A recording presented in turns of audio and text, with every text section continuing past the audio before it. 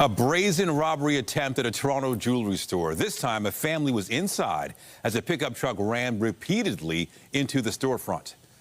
Good evening. The owner of the Scarborough store is speaking out about the terrifying ordeal, saying this isn't the first time their store was targeted. Video obtained by CTV News captures the shocking moment the truck slammed into the business. CTV's Allison Hurst has spoken with the store owner today and joins us now live with more. Allison. The owners tell us that they had just closing up for the night. They had closed the blinds. They still had one customer inside along with their 3 kids, a 13-year-old, an 11-year-old, and a 10-year-old. And that's when the pickup truck ran the front of their store and they all rushed out the back. A truck slams into a jewelry store trying to bust through the wall. Go inside, go inside. Dash cam footage shows 3 people wearing dark clothes coming around the building as the truck barrels into the store. The terrifying moments playing out in Scarborough while the owners, their 3 kids and a customer were inside. We were scared, right? Like, oh my God, like, again, they're trying to break into our store. My husband, we all freaked out. The kids and the customers were all like scared. The owner asked that we not show their faces because this has happened before. On February 7th, someone tried to break in the same way. This is unacceptable, honestly, to run a business and have to daily worry about if someone's going to, drive in. It happened around 6:30 last night. Sabish Nada, who owns the business next door, heard the commotion. I just heard a big bang, and I don't want to come out or anything, so I just seen my cameras. I seen a vehicle just back up into the jewelry store right there. He says there were 5 suspects trying to get inside. I seen a garbage bag, right? Yeah, that came out of the vehicle, and I seen a big hammer. Like almost like a commercialized used hammer. The suspects did not get in, so they abandoned the truck, ran to a white sedan, got in and drove away. The owner says it was all over in minutes. We already have like top-notch security cameras. We have grills. We have everything inside. It's just the outside. They just need to put them, those boulders. And I'm just terrified for my kids. The future is just like we have to live in constant fear. Fear that their store will be targeted again, and next time, someone could get hurt. Toronto police say this is still an active investigation, that no one was injured and nothing was taken. The suspects remain at large. Reporting live, I'm Allison Hurst. Nathan, back to you. Thank you, Allison. A teen charged with manslaughter in a deadly group attack on a homeless man more than 2 years ago has pleaded guilty to a lesser charge of assault. The girl was set to face trial for the death of 59-year-old Kenneth Lee. He was attacked by a group of teenagers in December of 2022. A total of 8 girls were arrested and charged with second-degree murder. 5 have previously pleaded guilty to lesser charges. A verdict is expected at the end of May for a 6th girl who was tried by a judge, with closing submissions in that trial yesterday. The teen who pleaded guilty today will be sentenced at a later date. Thousands of workers in Oshawa rely on production of Chevy Silverado trucks for a job. And there are concerns tonight after General Motors announced it's ramping up production of some light-duty trucks in the U.S., which could reduce demand from Canada. CTV Sean Lee Thong is in Oshawa tonight and joins us with reaction. Sean. Well, Nathan and Michelle, there certainly is concern here because we know the Chevy Silverado is, of course, made in Oshawa and in the United States, and it's also made in Mexico. And then there is news coming out of the United States today that in the Fort Wayne, Indiana plant, they will be adding between 225 and 250 employees. Now, we reached out to GM Canada for a statement, and they did send us one saying General Motors will be making operational adjustments at the Fort Wayne assembly, including hiring temporary employees to support current manufacturing and business needs. We continuously update and revise production schedules as part of our standard process of evaluating and aligning to manage vehicle inventory, saying that so far nothing is being touched, at least in Canada and in Mexico. But we do know that President Donald Trump, with his tariffs that were imposed just a few days ago, had said that he wanted production to come to the United States, and there is a fear of that. Now, we reached out to Unifor also for a statement. Their national president sent us one saying Oshawa Assembly Plant continues to operate at current production levels. Unifor will continue continue to be engaged with General Motors and fully expects all automakers to maintain their Canadian footprints.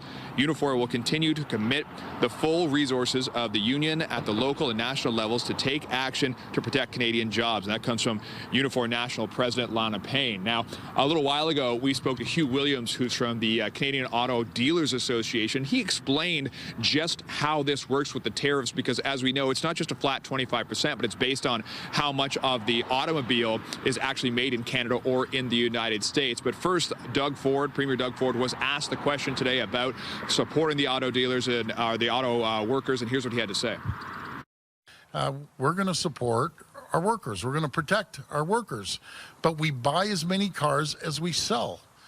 You know, this whole tariff nonsense with Canada is the craziest thing I've ever seen. So an example is if you have a Silverado that's built here in Ontario, it's got a 60% roughly U.S. component into it. When it goes across the border, that 25% is only going to apply to the 40% that is built in Canada. So you effectively end up with around about a 12-point tariff. Again, not ideal, but it's not going to have the kind of draconian impact that a 25% across the board would have. Now, we did speak to some auto workers in the area, and they said that they've actually been ordered by the company not to talk to us. But one of them did say that there is a slight distinction to be made here, and that the Chevy Silverado heavy duty is actually made here in Oshawa, but the changes that are being proposed are to the Chevy Silverado light duty. Reporting live, I'm Sean Leithong. Michelle, send it back to you. Thank you, Sean. Meanwhile, a second day of dramatic drops on the stock markets, the worst seen in years. Still ahead, investments and retirement plans taking a hit for Americans and Canadians alike. But first, we turn to the latest in the cleanup after last weekend's ice storms. It may be hard to believe, but there are still more than 100,000 customers without power. But they are being reassured today by the province that help is on the way. Premier Doug Ford was in Orillia surveying some of the hardest hit areas. CTV's Queen's Park Bureau Chief Siobhan Morris reports. Hydro crews have been at it around the clock, and yet it's been 6 days of disaster-zone streets with down hydro poles, impassable roads, and life in the dark and cold with no power. One generator already packed it in. I ended up shopping around for another one. I had to drive all the way to Toronto to get a generator. For some, the process of cleaning up a tangle of branches has begun. Power came on yesterday afternoon. It's been a long go. A lot of flooded basements and a lot of damage. Hydro One says some 2 million people have already had their power restored.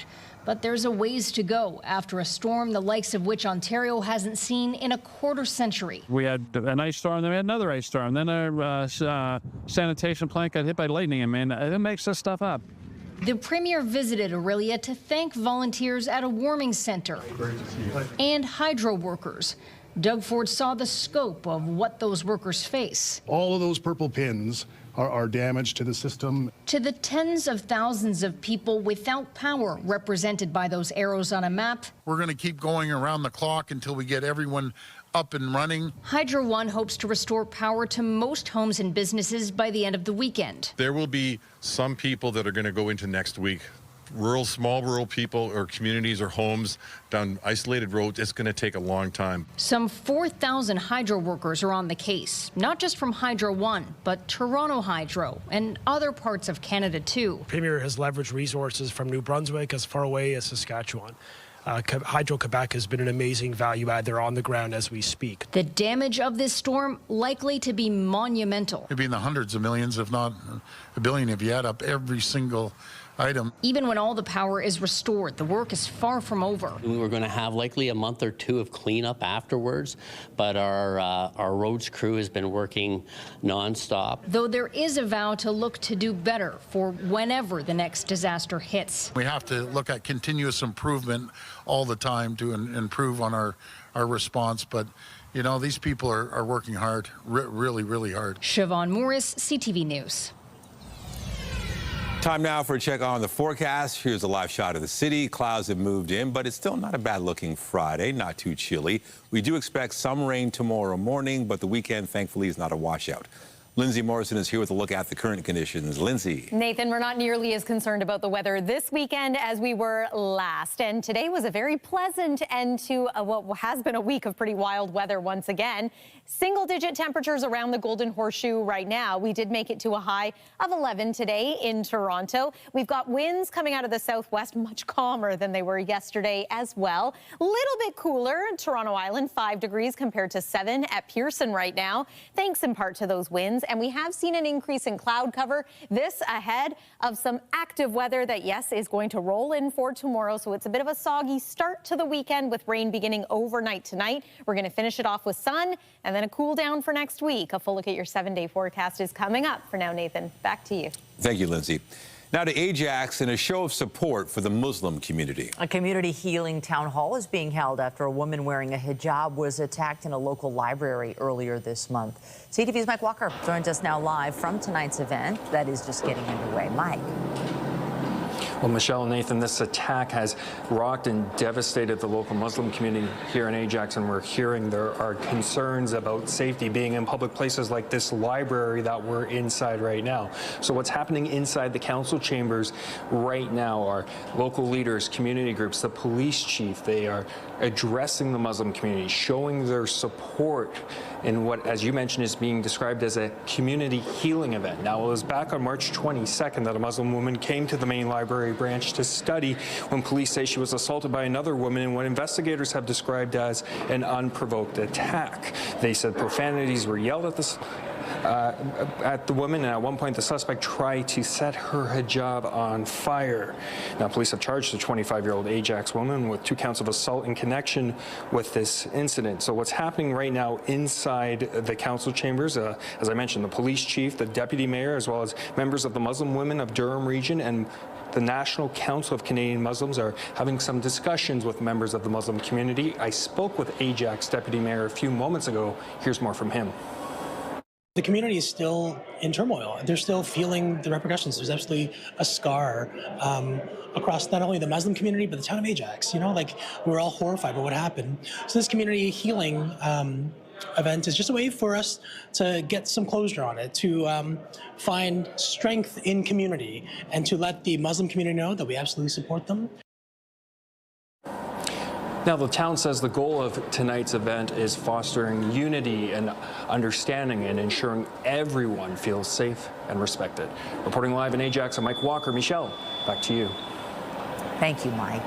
Toronto police are out with a new report showing the ongoing costs of securing protests to do with the Israel-Hamas war. The figures from police show they spent nearly $20 million throughout 2024 responding to those demonstrations and to carry out what they call community outreach within the city's Jewish and Muslim communities. The report says officers responded to more than 2,000 unplanned events last year, and more than half were associated with Project Resolute. That's the name for the police effort launched in the wake of the October 7th Hamas attack on Israel.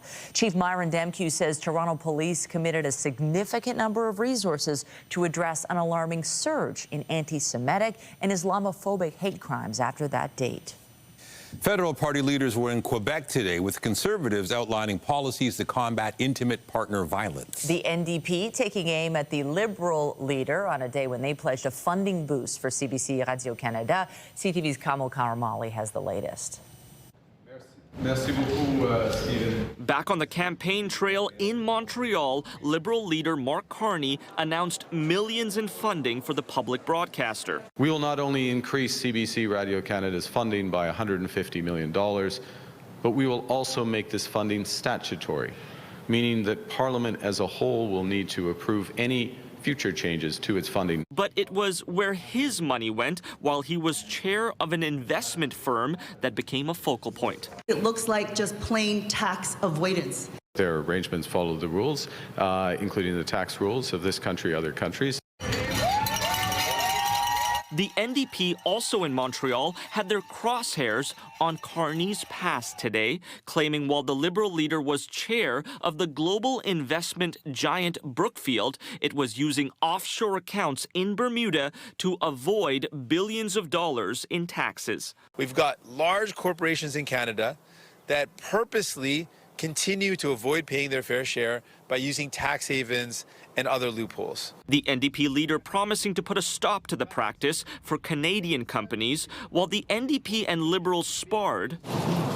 The Conservative leader choosing to focus his fight against intimate partner violence, requiring stricter bail conditions and harsher penalties for anyone accused of assaulting an intimate partner. We'll create a new criminal offense for assault of an intimate partner. This will deliver tougher sentences for those who do domestic violence. But the Liberals facing more controversy today, Carney telling reporters that a candidate in the newly formed riding of Edmonton Gateway is no longer in the running, but would not confirm why. Kamal Karamali, CTV News, Toronto. The latest Nanos polling for CTV and the Globe and Mail shows the Liberals in the lead with 45.5% support. They remained ahead of the Conservatives, who were at 35.9%. The NDP climbed to 9.4%, with the Bloc Québécois at 5.2%, the Greens at 2.2%, and the People's Party at 1.4%. Pollster Nick Nano says lower support for smaller parties is impacting the race for first place. We have to remember, at 36% for the Conservatives, Stephen Harper won some elections at 36%. So Pierre Poilievre's thinking 36. We used to win under 36, as in the Conservative we, right? And he's looking at it. It's not good enough right now because the NDP are so low, the Bloc are so low, and the Green Party are so low. When it comes to who Canadians would like to see as Prime Minister, Liberal leader Mark Carney is 20 points ahead with more than 50.9% support, while Conservative leader Pierre Poilievre slid to 30.9%. NDP leader Jagmeet Singh stable in this poll at 4.7%. And these Nanos polls show support among decided voters from more than 1,200 people who were surveyed. They are considered accurate within 2.8 percentage points, 19 times out of 20. If you need to top up the tank, experts say it may be wise to hold off if you can. As the price of oil dips on the stock market, the cost at the pump is again due to drop tomorrow. CTV's John Musselman reports. If you can hold off filling up your gas tank, it might be worth it to wait until tomorrow. Industry analysts say gas prices will be dropping nearly 10 cents. We are going to see a net decrease here in the GTA right across the province. In fact, most of the country of at least 10 cents a litre, and then that'll be followed up by another change of a further drop come Sunday. At this gas station in Etobicoke, prices were hovering around $1.39 a litre. People we spoke to today needed the gas, saying they couldn't wait, but they welcomed the price cut for the next visit at the pumps. I really enjoyed it. At least now I can afford to put a full tank in my car. Save a few bucks. Yeah, and save a few bucks, yeah. It's very good. I think it's very exciting and a nice little optimistic welcome break of everything else going up.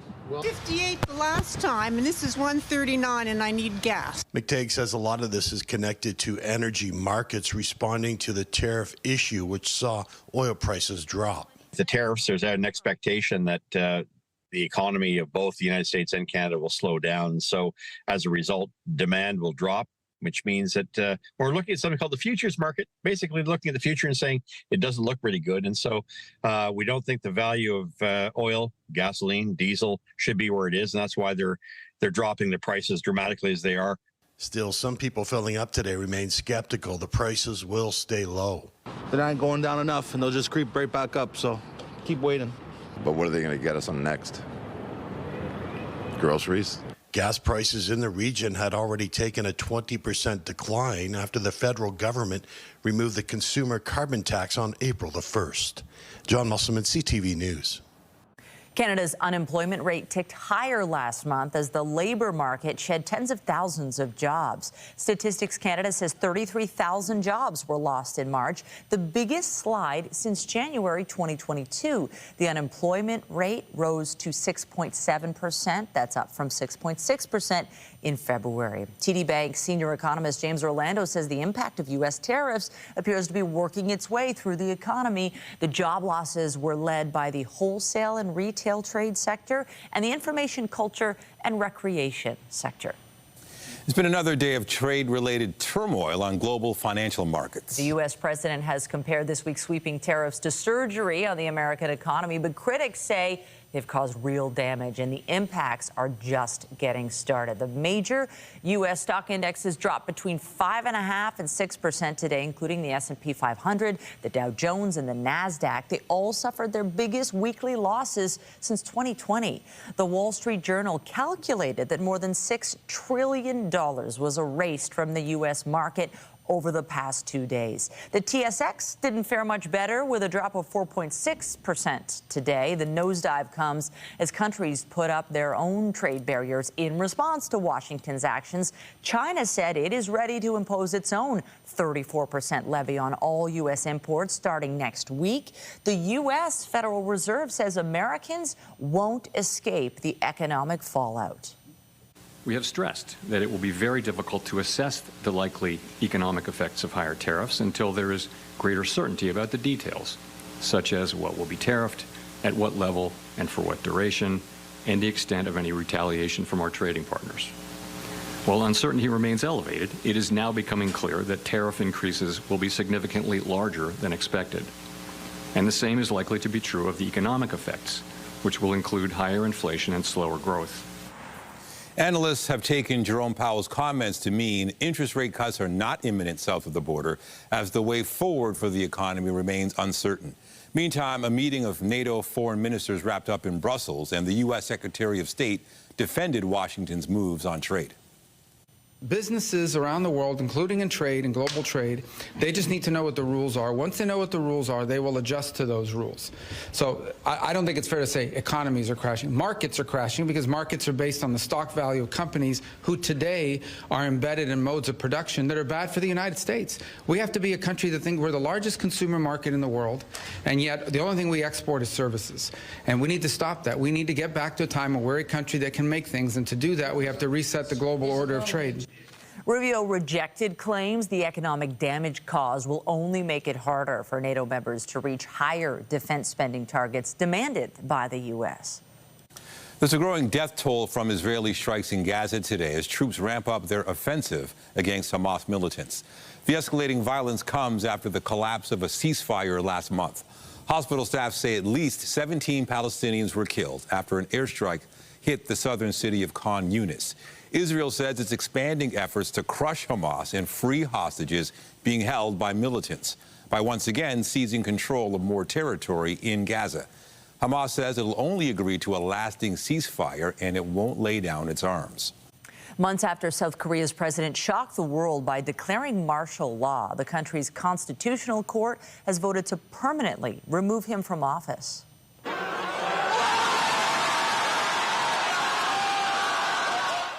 Opponents of Yoon Suk-yeol celebrated when the ruling was announced, while his supporters greeted the news with dismay. Yoon was impeached by lawmakers in December over his short-lived military takeover. A snap election to vote for his replacement will be held on June 3rd. Across the border, police are sharing dramatic images of a truck crash into the Niagara Gorge that left a man with non-life-threatening injuries. Take a look at this. On Wednesday night, New York State Police say they were called to the scene of this crash in the city of Niagara Falls. They later determined a 42-year-old man had driven his vehicle through a fence where it plunged down a cliff before coming to rest at the bottom of the gorge. The driver walked away from the scene and was treated in a local hospital. Nobody else was hurt, and the investigation is ongoing. Coming up, applications denied at an alarming rate. Canadians trying to bring a spouse into the country left in limbo by an immigration reunification program designed to help. CTV News investigates. And I'm Pat Foran. Coming up, it's Feedback Friday. More viewers say they've had trouble with tenants not paying the rent. More people feel AirPods should be allowed to be used as hearing aids. And others say they've made mistakes paying bills online and been unable to get their money back. Feedback Friday is just ahead. So you will want the umbrella for tomorrow morning. In fact, that's when the rain is expected to be heaviest. Then we will taper off to some showers for Saturday afternoon. Cold air is returning for next week. In fact, there's one day where we could get a little bit of measurable snow. There's another day where we're going to struggle to climb past the freezing mark. A full look at your 7-day forecast is coming up. And stay with us. We've got another full night of great shows for you right here on CTV.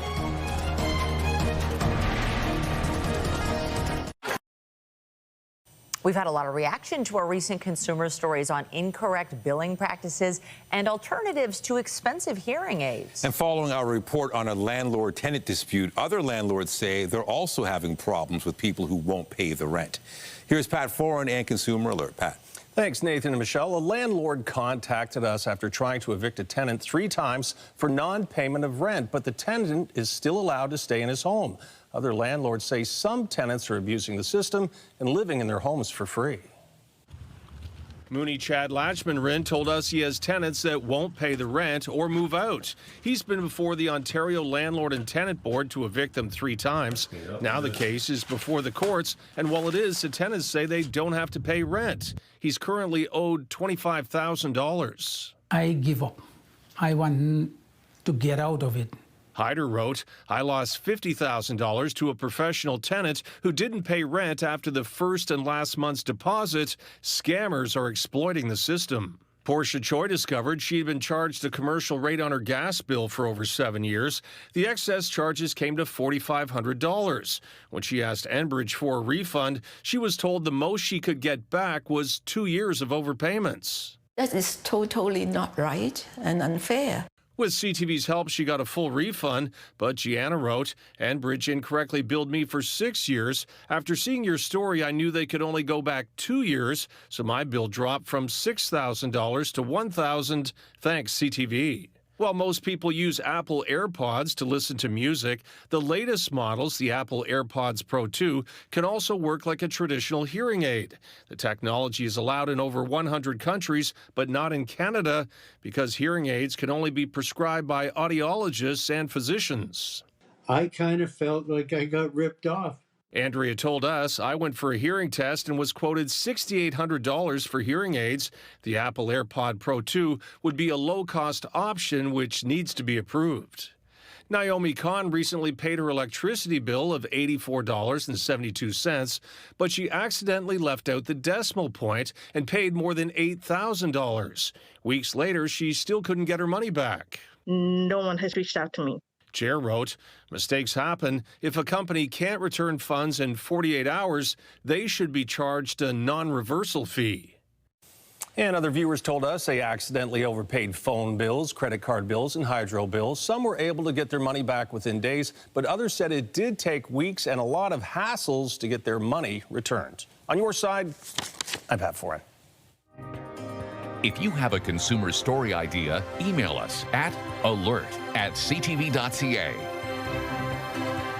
Well, here we are. We have arrived at the very first weekend in April, and temperature-wise, it's not looking too bad at all, although a little unsettled weather. Yeah, but it's comfortable, light jacket, no need for the hat and gloves. I'll take that. The rain that we're going to get is not going to ruin the whole weekend either. It's not. These are maybe the April showers that we like to talk about from time to time, although they could be a little bit heavy tomorrow morning. But again, it's not going to be a washout of a day. And we're going to see a return to some bright skies heading into the day on Sunday. Bit of a cool down after that, but we won't worry about that quite yet. We've also been keeping you up to speed on the active weather that's been happening stateside. Here's a look at, well, what happened yesterday across the U.S. Midwest. Another tornado touching down, this time in Tennessee. It's been very active in states like Arkansas as well as Missouri. And this is day 3 of an active weather outbreak in this part of North America. Not just tornadoes that are a concern, but flooding rains. And this is all associated with the same system that's going to be impacting us here at home. So there's a look at the current satellite and radar across the U.S. And we're now starting to see those showers creep into southwestern Ontario. Again, courtesy of the same series of lows. Now, we're not anticipating the same kind of severe weather here at home. There is a slight risk of a thunderstorm across extreme southwest Ontario. The biggest concern for us is going to be rainfall, and really there's not nearly as much in the forecast as what we experienced earlier this week, maybe 10 to 20 millimeters, depending on where you're joining us from. This all gets going overnight tonight. We've seen the cloud cover, then the wet weather begins. Waking up Saturday morning, this is when it's at its heaviest and most widespread. You'll notice, though, that it clears out. We'll get a bit of a break from the rain in the afternoon. Cloud cover sticks around, though. And then a second push of moisture as we make our way into the evening hours. It's possible this is going to stay south of us here in the city of Toronto, but in any case, plan for the potential for wet weather, and you'll need your umbrella for Saturday night as well if you're joining us from Niagara region. There's the sunshine for Sunday. It is going to be a little bit cooler after a double-digit day tomorrow. And then look what's starting to creep in for Monday. Might get a few flurries or maybe even about a centimeter of snow.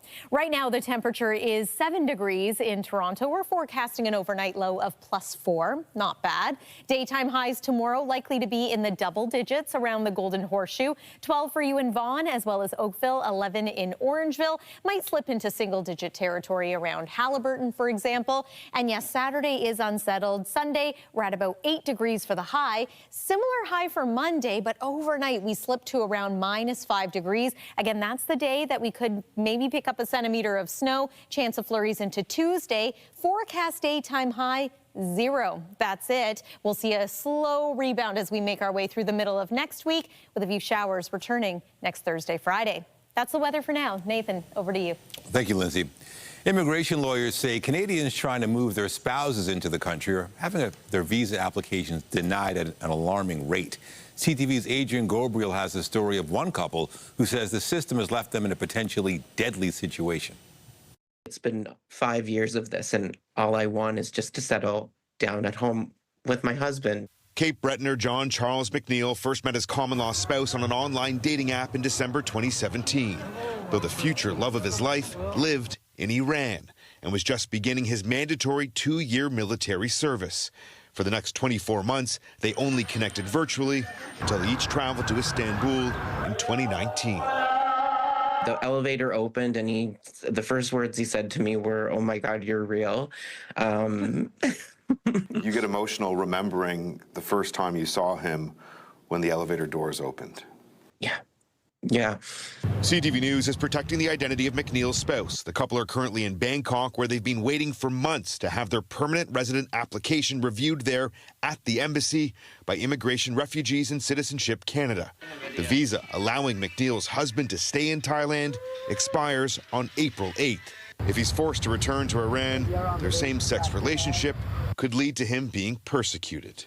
His life's in danger. In 2022, the couple submitted 2 visa applications to come to Canada under the Immigration and Refugee Protection Act. Both requests were denied.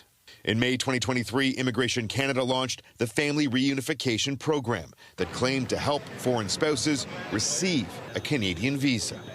Under that program, the couple filed a new visa application in March of 2024. Their request was denied again. The IRCC said they weren't satisfied that McNeil's Iranian husband would leave Canada once his visa expires. Their immigration lawyer believes the couple are being wrongly penalized by a government policy that's meant to bring them together. The whole reason they created this was for people in this exact scenario, to allow people who are sponsoring their spouse to have their spouse join them in Canada to wait for their PR to come through. Lawyers across Canada are reporting similar refusals by the IRCC. In an email, Immigration Canada told CTV News that the IRCC in Bangkok are reviewing the couple's eligibility and will invite them to an interview if required. McNeil's MP in Cape Breton has even written the immigration minister a letter vouching for the couple. But with their visa in Thailand expiring, time is in short supply. All I want in this world is just to settle down in Cape Breton and have our children go to the same elementary school that I went to. We've asked the IRCC if there's anything that can be done to expedite the couple's case at the Canadian Embassy in Bangkok. We're still waiting for a reply. Adrian Gabriel, CTV News, Toronto. There are a few transit disruptions to keep in mind this weekend. On Line 1, Young University, there will be no service Saturday and Sunday between Shepherd West Station and Lawrence West Station. And on Line 2, there will be no service between Warden and Kennedy stations. Both closures are because of planned track work. Shuttle buses will be running along with extra Wheel-Trans vehicles. Also tonight, Minecraft takes a dig at the box office. The movie, based on the popular children's video game, is off to a record-breaking start. We check out the new game in town after the break.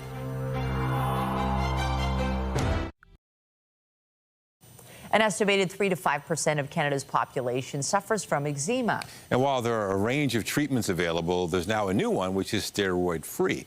Our health reporter Pauline Chan has the details. Atopic dermatitis, or eczema, affects thousands of Canadians, some as young as 6 weeks of age. They get inflammatory condition with itching and redness and scaling, can present lots of ways across the skin spectrum. And the scratching can create scarring, thickening of the skin, or even bleeding. It increases the risk of secondary infections, and we'll see that quite commonly with bacterial, viral, yeast, or fungal secondary infections. Dr. Sam Hanna says the effects are not just physical. I'll often ask about sleep disturbance from itch as a significant feature of the condition. And then, of course, it impacts on quality of your life in terms of social interactions and intimate relationships and work interactions and things like that. In the past, steroidal topical ointments have been successful, but they can have serious side effects like thinning of the skin. In more recent years, expensive biologics have been available for those with the most severe cases. There are also oral medications. And now a new cream has just been approved for patients aged 6 and up with moderate atopic dermatitis. Zoryve or roflumilast is used just once a day. So novel mechanisms of action that aren't steroid, that are treating, that are going to be available or are available to help treat those patients with more limited skin involvement. It's not a cure, and Dr. Hanna says some patients may need to use combinations of treatments, but it can go a long way towards helping patients control their symptoms. Pauline Chan, CTV News.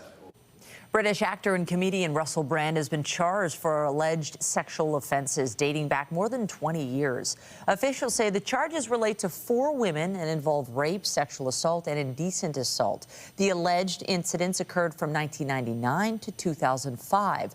Brand has previously denied these allegations and today repeated his assertion that he never engaged in non-consensual activity. He is due to appear in court in May. A new film adaptation of a popular video game franchise is set to dominate the weekend box office. In the overworld, wow, anything you can dream about, you can create. A Minecraft movie sees a group of adventurers pulled into the digital world of the block-based game.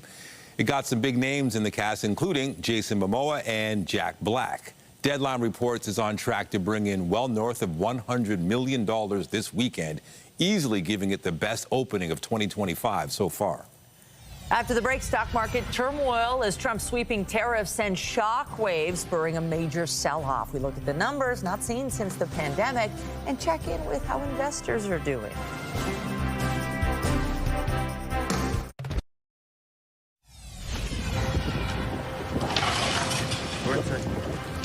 Updating our top story, CTV News obtained dramatic footage of a brazen attempted robbery at a Scarborough jewelry store last night. Suspects rammed a pickup truck into the building near Morningside and Shepherd, but weren't able to get inside. The store's owners say this isn't the first time they've been targeted. Police say nobody was injured and they're investigating. Canada's identity and institutions are under attack. If you're worried about something that's not going to put an end to offshore tax havens, then you can vote for New Democrats. We'll create a new criminal offense for assault of an intimate partner. Federal party leaders were pounding the pavement on the campaign trail today, rolling out policy pledges and looking to shore up support in Quebec. Canadians head to the polls just over 3 weeks from now on April 28th. We see the market tumbling trillions of dollars, unprecedented. Consumer confidence is down. And Premier Doug Ford weighed in on the growing impact of U.S. tariffs on the economy and Canada's auto sector. This comes as General Motors announced it's ramping up production of some light-duty trucks in the U.S. that could reduce demand for vehicles from Canada, like the Chevy Silverado, which is produced in Oshawa. Remember to keep up to date day and night at ctvnewstoronto.ca and by downloading the CTV News app. And if you have a news tip, photos, or video or breaking news, let us know. In business, North American markets are still digesting the tariff announcement from Washington. It sent stocks nosediving today. B&M Bloomberg's Morella Fernandez has more. China faces a markup of over 50% on its exports to the U.S., so it's retaliating, announcing a 34% tariff on American imports. That sent a second shockwave through the markets. The Dow Jones got decimated, dropping 2,200 points, losing 5.5% of its value. The Nasdaq lost 962 points, or 5.8%, putting it into a bear market. The TSX plummeted 1,100 points, Energy and mining stocks were hit in Canada. Alberta's Baytex Energy, which produces crude oil and natural gas, sank 17%. Vermilion Energy took a 15% dive, and Secure Waste Infrastructure also lost 15%. Those are your business headlines from the BNN Bloomberg Newsroom. I'm Morella Fernandez. The Business Report is brought to you by Canadian Western Bank, the bank built for business. The tariff turmoil on the stock market is taking a toll on everything from retirement savings to tax-free accounts. CTV's Beth McDonnell spoke to everyday investors to get their reaction to the market meltdown. The enthusiasm of the opening bell at the New York Stock Exchange could not stop a second day of markets plunging around the world. In some places, it's been the biggest sell-off since the early days of the COVID pandemic, all to the dismay of millions of people saving for the future. It'll have me work at least 1, if not 2, if not 3 years longer. On the streets of Toronto, the strange, new, and uncertain reality of U.S. economic policy is starting to sink in. There are people trying to come up with a personal finance strategy. I'm feeling concerned, and I'm in touch with my financial planner. I'm retired, so I depend on income from my investments. Hand in hand, this couple is thinking beyond the next 4 years, trying to stay positive. We haven't checked because we don't really want to know, so we won't get disappointed. We're not very happy what's going down south. It's affecting us in so many ways. And while the volatility is jeopardizing investments, others are eyeing new opportunities. The companies that I buy in, I think, are solid companies, and they'll bounce back. And really, I should buy more now. The market goes down and goes up, it goes down. It's actually a good time for us to buy because in a couple of months, years or something, it will go up anyway. It just seems to be escalating further and further. This is obviously not what we want to see as investors. This financial advisor is watching to see if the U.S. will lower interest rates to improve conditions. Like U.S. tariffs, the impact of global market slumping will affect both sides of the border. What are these tariffs going to do to jobs going forward? And if it is as bad as perhaps the market it thinks it is, maybe the Fed actually starts to cut rates a lot sooner than was originally anticipated. Many are hoping the losses are only short-term pain. I usually get the emails from the bank saying, wait it out, you're playing the long game. So hopefully having some of those investments for retirement, I'm still a few years off. I think if you can't stay calm and move on, you're going to go crazy these days. Holding on tight for long-term gain. Beth McDonnell, CTV News. Cute pup there. Meanwhile, trade tensions are impacting a long-awaited product launch in the video game industry. Nintendo this week revealed the full details on its Nintendo Switch 2. Pre-sales were supposed to begin next week. Nintendo now says it won't start accepting orders from the U.S. until it assesses the potential impact of tariffs and evolving market conditions. And the U.S. has once again delayed a deadline for TikTok to sell its operations to an American buyer. The video-sharing app was set to go dark tomorrow after an initial reprieve when Donald Trump first took office. The TikTok ban was passed under the Biden administration as lawmakers cited security concerns over the social media app's Chinese ownership. TikTok rejects those claims. Trump says his administration is working with TikTok and China on a deal. Just ahead, art in unexpected places. We explore a hidden gem under the Gardner. The story behind this mural, free to discover at the Bentway. Get Toronto's top stories, breaking news alerts, and watch live. Download the CTV News app. We leave you tonight with a closer look at a hidden gem at the Bentway that is free to the public. A set of murals is nestled under the Gardner as part of an art exhibit focused on the future of our city. CTV's Jessica Smith explains. Art accessible for all. We need to have these places of beautification. We need to be able to share and communicate visually, auditorily. Memory Work by Memory Work Collective is a set of 12 murals, each featuring portraits of imagined futuristic women and community leaders. It really focuses on the future of our city through the perspective of really awesome women and cultural leaders here in the city and thinking about the future. Located at the Bentway under the Gardner Expressway off Strawn Avenue, the larger-than-life art exhibit has been in place since 2020 but has seen a variety of iterations since, as our cultural landscape continues to evolve. I think it is a privilege to be able to think about the future and feel like you can have action towards it. The hope is that the space will continue to be reimagined and inspire future generations of community leaders. As we're going through even harder times, that need to come together and think about our collective well-being is more important than ever. And I think when I look at these women on the panels, I think about the vision and the future that they have, and it just brings a sense of hope to the city, which I think is so needed. You can also call in to listen to the research that went into creating memory work at 1-855-910-2050. There's also a digital component to Memory Work. You can go to their website, memory-work.com, or scan the QR code for a soundscape to listen and continue to learn. Jessica Smith, CTV News. One of many things to do this weekend. How's the weekend looking? Well, tomorrow we've got some wet weather moving in, but I don't think it's going to dampen the weekend entirely. Here's a current look at the satellite and radar. This is how this system is set to play out. Mainly unsettled for your Saturday morning. Some improvements in the afternoon. Chance of some showers for Saturday night. There's your high, 12 degrees for tomorrow, so still quite mild. It is going to be a little bit cooler as we make our way into the day Sunday. However, sunshine is the trade-off. Cooler still, however, for early next week. A little taste of winter again for Monday and Tuesday with a chance of flurries. Sunshine again, though, by next Wednesday. Michelle and Nathan. Thanks, Lindsay. That's it for us, but be sure to join Heather Butts tonight at 11 for CTV National News, followed by Zoraida Allman with your next local newscast at 11:30. In the meantime, our coverage continues anytime on CP24 and at ctvnewstoronto.ca. For Lindsay Morrison and the whole team here, thanks for watching and have a great night.